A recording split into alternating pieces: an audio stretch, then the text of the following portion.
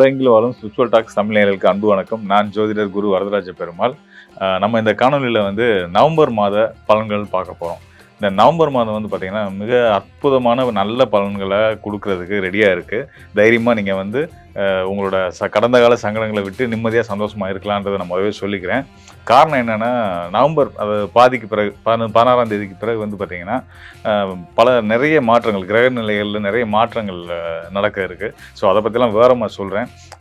இந்த ஒவ்வொரு கிரக மாற்றங்களும் அந்த 16ஆம் தேதிக்கு, நவம்பர் 16ஆம் தேதிக்கு மேலே ஒவ்வொரு ராசிக்காரர்களுக்கும் என்ன மாதிரியான நல்ல பலன்களை கொடுக்க போகுது, என்னென்ன விஷயத்தில் நீங்கள் வந்து உங்களோட சங்கடங்கள் தீரப்போகுது அப்படின்ற பற்றிலாம் நம்ம டீட்டெயிலாக பார்க்க போகிறோம். இதையும் தாண்டி நம்ம வந்து உலகியல் ஜோதிடம், அதாவது வானிலை பற்றி நம்ம பார்க்க போகிறோம். நம்ம தமிழ்நாட்டை பொறுத்த வரைக்கும் ஆண்டோட இறுதி மாதங்களில் வந்து பொதுவாக மழைப்பொழிவு நல்லாவே இருக்கும். ஸோ அதெல்லாம் வந்து எந்த வகையில் இருக்கும், எந்த அளவில் இருக்கும், எந்தெந்த மாவட்டங்களில் அதிகமான மழைப்பொழிவு இருக்கும், இதை பற்றிலாம் கூட நம்ம விவரமாக பார்க்க போகிறோம். தொடர்ந்து காணொலியை பாருங்கள், நிச்சயமாக உங்களுக்கு பயனுள்ளதாக இருக்கும்.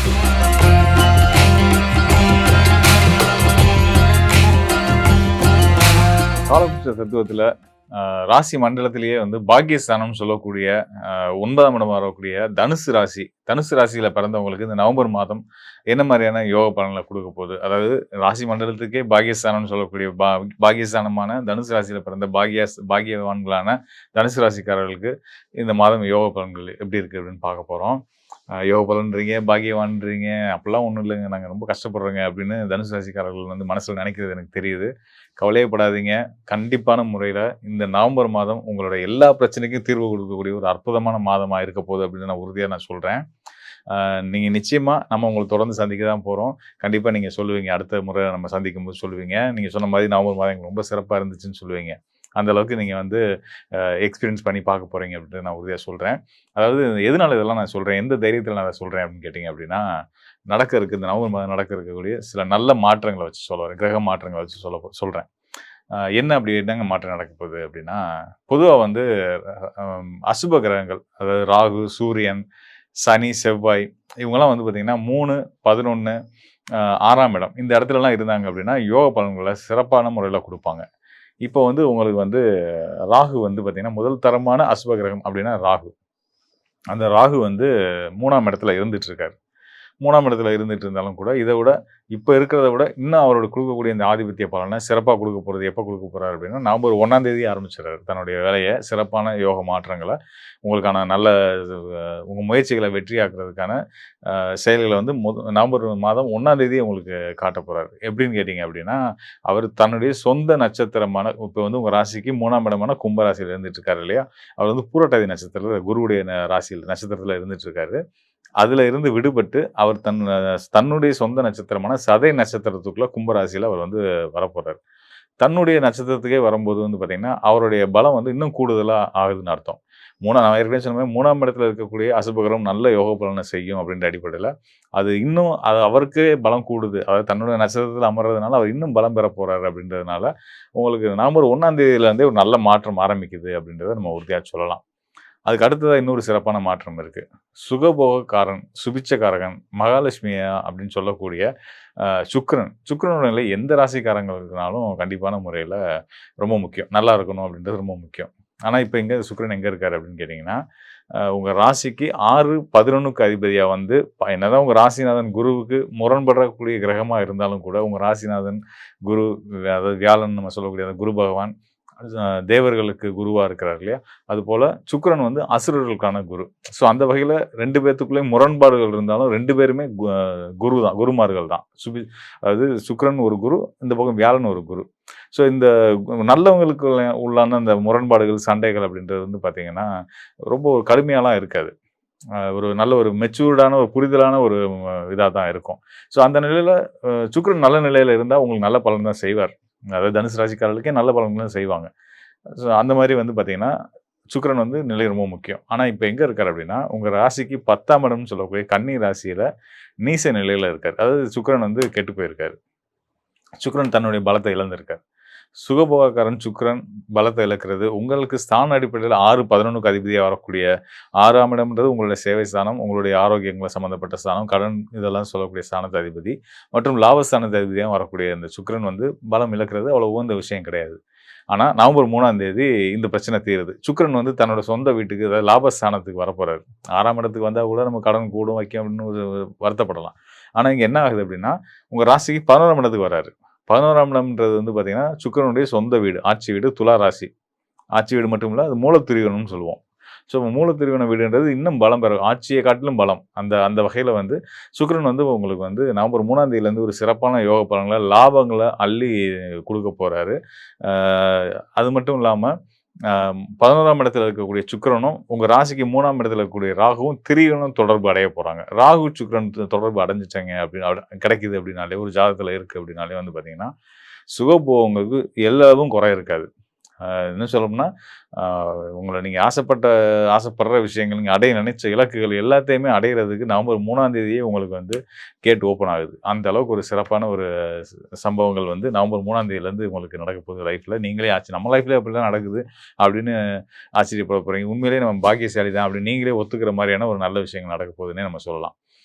அதுக்கு அடுத்து இன்னொரு முக்கியமான விஷயம். உங்களுடைய இது வந்து முற்பகுதியில மாதத்தோட முதல் 15 நாளுக்குள்ள இதெல்லாம் நடக்குது. இன்னும் சொல்லப்போனா 3 நாள்லயே இதெல்லாம் நடக்குது.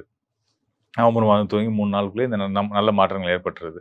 இதுக்கு அடுத்ததா மாச பிற்பகுதி, அதாவது 16ஆம் தேதி ஒரு மாற்றம், 17ஆம் தேதி ஒரு மாற்றம், 18ஆம் தேதி ஒரு மாற்றம் இருக்கு. முக்கியமான மாற்றங்கள், முக்கியமான கிரக மாற்றங்கள் இருக்கு. என்ன அப்படின்னு கேட்டீங்க அப்படின்னா, 16ஆம் தேதி உங்க ராசிக்கு பாக்கியாதிபதின்னு சொல்லக்கூடிய சூரியன், துலா ராசியில நீச நிலையில இருக்கக்கூடிய சூரியன், அவரும் நீச நிலையிலிருந்து வெளிப்பட்டு தன்னுடைய நட்பு வீடான விருச்சிக ராசிக்குள்ள வரப்போறாரு. ஏற்கனவே விருச்சிக ராசியில அந்த விருச்சிக ராசியோட அதிபதி செவ்வாய் இருந்துட்டு இருக்காரு. செவ்வாய் வந்து தனுசு ராசிக்கு நட்பு கிரகம், யோக கிரகம், யோகாதிபதி. அவர் வந்து 12ஆம் இடமா விரயஸ்தானத்துல இருந்துட்டு இருக்காரு. அவரோட உங்களோட பாக்கியாதிபதி வந்து சூரியன் சேர்றாரு. அதாவது யோகாதிபதி மற்றும் பாக்கியாதிபதி சேர்க்க ஒரு சிறப்பான மா நல்ல விஷயம் நம்ம எடுத்துக்கலாம். அது மட்டும் இல்லாம பொதுவாவே சூரியன், செவ்வாயோட சேர்க்கை ஏற்படும் காலம் வந்து மாற்றத்துக்கான ஒரு காலம் அப்படின்னு சொல்லுவோம். இங்க வந்து உங்களுக்கு யோகாதிபதியாவும், பாக்கியாதிபதியும் வரக்கூடிய கிரகங்கள் ஒண்ணோட ஒண்ணு சேர்றதுனால, இவங்க நல்ல மாற்றத்துக்கான கிரகங்களா வர்றதுனாலயும், நல்ல மாற்றத்த குடுக்க போறாங்க அப்படின்றத எடுத்துக்கலாம். அத தாண்டி குருவுடைய பார்வையிலயும் இருக்காங்க. அப்படின்னும்போது ஒரு மிகச்சிறந்த நல்ல மாற்றங்கள் உங்களுக்கான நல்ல மாற்றங்கள்னா எல்லா வகையிலுமே நீங்க எடுத்துக்கலாம். உங்களுடைய ஆரோக்கியம் சார்ந்து நல்ல ஒரு முன்னேற்றம் ஏற்பட போது. உங்களோட வெளிநாட்டு பயணங்கள்ல திட்டமிட்டிருக்கீங்க அப்படின்னா, அது நல்லபடியா கைகூடி வரப்போகுது அப்படின்னு அர்த்தம். அதுக்கு அடுத்ததா எக்ஸ்போர்ட், இம்போர்ட் தொழில்ல இருக்கவங்களுக்கு வந்து ஒரு சிறப்பான அ மாற்றங்கள வந்து அதாவது நல்ல மாற்றங்கள குடுக்க போகுது அப்படின்றதெல்லாம் வந்து இந்த 12ஆம் இடம் தொடர்புடைய இதில எடுத்துக்க முடியும். நம்ம தெரிஞ்சுக்கலாம். மாற்றம் கிடைக்க போகுதுன்றத தெரிஞ்சுக்கலாம். இன்னும் சிலருக்கு இது திருமண வாழ்க்கையில இருக்கக்கூடிய தடைகள், சங்கடங்கள், பிரச்சனைகள் இதெல்லாம் கூட அந்த 12ஆம் இடம் வந்து சுபத்துவம் அடையிறதுனால, குரு பார்வையிட சுபத்துவம் அடையிறதுனால, கணவன் மனைவிக்குள்ள கருத்து வேறுபாடுனால விலகி இருக்கவங்க எல்லாம் ஒண்ணா சேர்றதுக்கான ஒரு நல்ல ஒரு வாய்ப்புள்ள ஒரு காலமா இந்த நவம்பர் மாதம் இருக்க போகுது அப்படின்றத நம்ம தெரிஞ்சுக்க முடியும். கண்டிப்பா யோகாதிபதி, பாக்கியாதிபதி சேர்க்கையே ஒரு சிறப்பான விஷயம் தான். அதனால சந்தேகமே வேண்டியதில்ல. அதுக்கு அடுத்ததா 17ஆம் தேதி அ வாக்கிய கணித முறையில வந்து சனி வந்து வக்ரத்திலிருந்து வக்ர நிவர்த்தி அடையறாரு. அதுக்கு அடுத்ததா 18ஆம் தேதி குரு வக்ரத்துக்கு போப்போறாரு. அதிசாரத்துல இருந்துட்டு இருக்கக்கூடிய கடகராசியில இருந்துட்டு இருக்கக்கூடிய குரு பகவான், உச்ச ஸ்தானத்துல இருக்கக்கூடிய குரு பகவான், உங்க ராசிநாதன் அதிசாரத்திலிருந்து வக்ரத்துக்கு திரும்புறாரு. வக்ரம் திரும்புறாருன்னா, தன்னுடைய இயல்பு நிலைக்கு போறாருன்னு அர்த்தம்னு வச்சுக்கோங்களேன். இந்த வக்ர நிலைன்றது ஒரு 4 மாசத்துக்கு நீடிக்குது. அடுத்த ஏப்ரல் மாதம் வரைக்கும் நீடிக்கும். ஸோ இது ஒரு ஒண்ணும் தொந்தரவு இல்ல. நல்லா தான் இருக்கும். அடுத்தது மெல்ல மெல்ல உங்களுக்கு இயல்பு நிலைகள் திரும்பி நல்ல ஒரு ஹேப்பியான ஒரு மைண்ட் செட்டுக்கு நீங்க வாழ்க்கைக்கு வரப்போறீங்க. அவர் மிதுனத்துக்கு வந்துட்டாருன்னா, ராசிக்கு பார்வையே குடுத்துருவாரு. அதனால வந்து நீங்க எத பத்தியும் கவலைப்படாம, தைரியமா, சந்தோஷமா இருக்கலாம். இந்த நவம்பர் மாதத்துலருந்து உங்களுக்கு நல்ல மாற்றங்கள் ஏற்பட போகுது அப்படின்றத நீங்க கண்டிப்பான முறையில நீங்களே ஒத்துப்பீங்க அப்படின்றத நான் உறுதியா சொல்லிக்கிறேன். மேலும் பார்த்தீங்கன்னா, இந்த நவம்பர் மாதம் வந்து நிறைய நம்ம முன்னாடி சொன்ன மாதிரி நிறைய மாற்றங்கள் இருக்கு. நிறைய முக்கியமான மாற்றங்கள் இருக்கு. அதாவது பெரிய கிரகங்கள்னு சொல்லக்கூடிய எல்லாமே ராகு, சனி, குரு ஒவ்வொருத்தவங்களும் அதிசாரத்திலேருந்து வக்ரத்துக்கு போறது, சனி வந்து வக்ர நிவர்த்தி அடையிறது, ராகு தன்னுடைய சொந்த நட்சத்திரமா சதயத்துக்குள்ள வர்றது, சூரியன் நீசத்திலேருந்து நீச பங்கத்துக்கு வர்றது. ஸோ இப்படி சுக்கிரன் முக்கியமா சொல்லணும்னா சுக்கிரன் அவர் வந்து சுகபோகக்காரகன். அவர் நீசத்திலேருந்து அவர் வெளிப்படுறது. ஆக நல்ல விஷயங்கள் நிறைய இருக்கு. அதே நேரத்தில வந்து சில இது இப்ப நம்ம சொல்றது வந்து பார்த்தீங்கன்னா, வாக்கிய கணிதம் அடிப்படையிலான கோச்சார பலன்கள். இந்த கோச்சார பலன்கள் வந்து பார்த்தீங்கன்னா, உலகியல் ஜோதிடத்தையும் நம்ம கணக்குல எடுத்துக்க வேண்டியிருக்கும். ஸோ அந்த அடிப்படையில ஒரு நல்ல விஷயம் என்னன்னா, சூரியன், செவ்வாய் சேர்க்கை ஆறாங்க. க க சனி, ராகுக்கு கேந்திரத்தில வர்றாங்க. இதெல்லாம் இருக்கும்போது ஒரு பிரச்சனைக்குரிய அமைப்பு தான். அதாவது என்ன மாதிரியான பிரச்சனைகள ஏற்படுத்தும் அப்படின்னு கேட்டீங்கன்னா, அ போர், பதட்டம், உணவு பஞ்சம் இந்த மாதிரியான பிரச்சனைகள்லாம் வந்து சனி, செவ்வாய், சூரியன், கேது, சூரியன், செவ்வாய் இவங்கலாம் வந்து பார்த்தீங்கன்னா, கேந்திர நிலையில வரும்போது ஏற்படும். இந்த சூரியன், செவ்வாய்க்கு குரு பார்வை இருக்கிறனால நம்ம அந்த மாரி பெரிய அசுப அதாவது இந்த போர், இந்த மாரி பஞ்சம், இந்த மாரி விஷயத்த நம்ம நடக்குன்றது சொல்ல முடியாது. ஆனா, கண்டிப்பான முறையில அ ம் ஒரு என்ன சொல்றது, மிகப்பெரிய வெள்ளம், பெருவெள்ளம், அ இயற்கை சீற்றங்கள் இதெல்லாம் வந்து இதுக்கான வாய்ப்புகள் நெறைய இருக்கு. அ மித்தபடி வந்து நம்ம பயப்படுற மாரி இந்த போர் பதட்டங்களோ, அது குறிப்பிட்ட பகுதியில உலகத்தில எங்கேயோ கண்டிப்பா இருக்க தான் செய்யும். எப்பயுமே தொடர்ந்து இருக்கக்கூடிய நாடுகளே கூட உண்டு தான். உலக அளவில அளவுல. ஸோ அதெல்லாம் தாண்டி இந்த குறிப்பிட்ட காலகட்டத்தில புதுசா எதுவும் பிரச்சனைகள் கிளம்புமா? பெரிய போர் அந்த மாதிரி பிரச்சனைகள் வருமா? அப்படியெல்லாம் வர வாய்ப்பு கிடையாது. பஞ்சம் வர வாய்ப்பு கிடையாது. இந்த கிருமிகள் அதாவது இந்த கொரோனா மாரியான பிரச்சனைகளுக்கு வருமா? அப்படின்னா, அப்படிலாம் பயப்பட வேண்டியது இல்ல. அதாவது இந்த நவம்பர் மாதத்தில இல்ல. நம்ம டிசம்பர் மாதம் பலன்கள்ல நம்ம அத பத்தி என்னன்றதுன்னு டீட்டெயிலா பார்ப்போம்.